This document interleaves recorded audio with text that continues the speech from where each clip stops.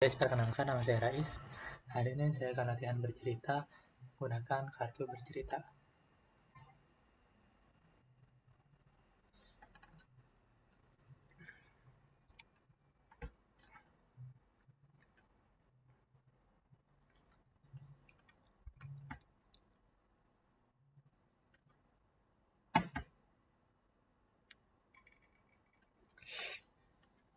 Jam dinding. Jam dinding adalah salah satu teknologi yang sering kita jumpai di mana saja. Tak luput, yang paling dekat adalah di rumah kita, di kamar kita. Tentunya di rumah kita memiliki jam dinding. Secara umum, jam dinding memiliki fungsi yang sama dengan jamnya, yaitu untuk memberitahu waktu para penggunanya.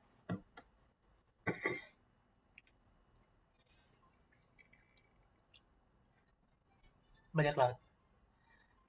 Jam dinding ini juga menjadi salah satu teknologi yang baru ada pada abad ke-90, pada ke-abad 19.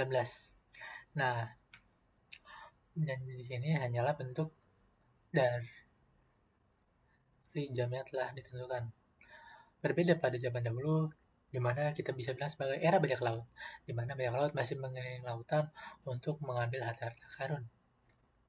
Mereka biasanya kita kenal sebagai orang-orang yang hidup pada zaman abad ke-15. Mereka umumnya berkelana untuk mencari peta harta karun dan mencari harta-harta yang dapat dikumpulkan. Kunci. Bajak laut biasanya harus mencari hal tertentu untuk mendapatkan sebuah harta karun, mulai dari peta, teka-teki, hingga sebuah kunci untuk membuka peta harta karun tersebut.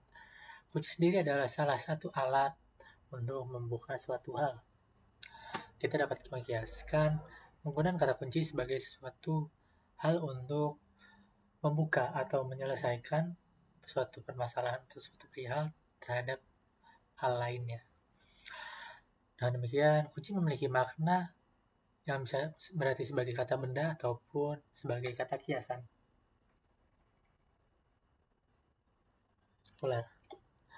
Biasanya kunci itu terbuat dari bermacam-macam, namun zaman modern ini kunci pada umumnya dibuat dari logam.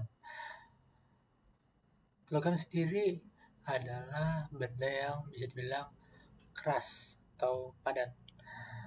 Hewan tidak, tentunya makhluk hidup jarang ataupun bahkan tidak dapat menelan kunci atau benda logam seperti ini. Salah satunya adalah ular.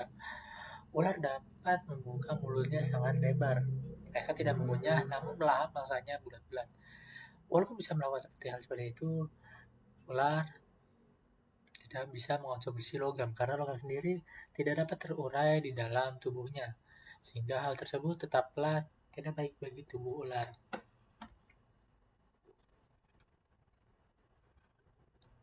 Kucing. Sebagaimana ular, kucing pun tidak dapat menelan benda-benda asing sebagaimana logam.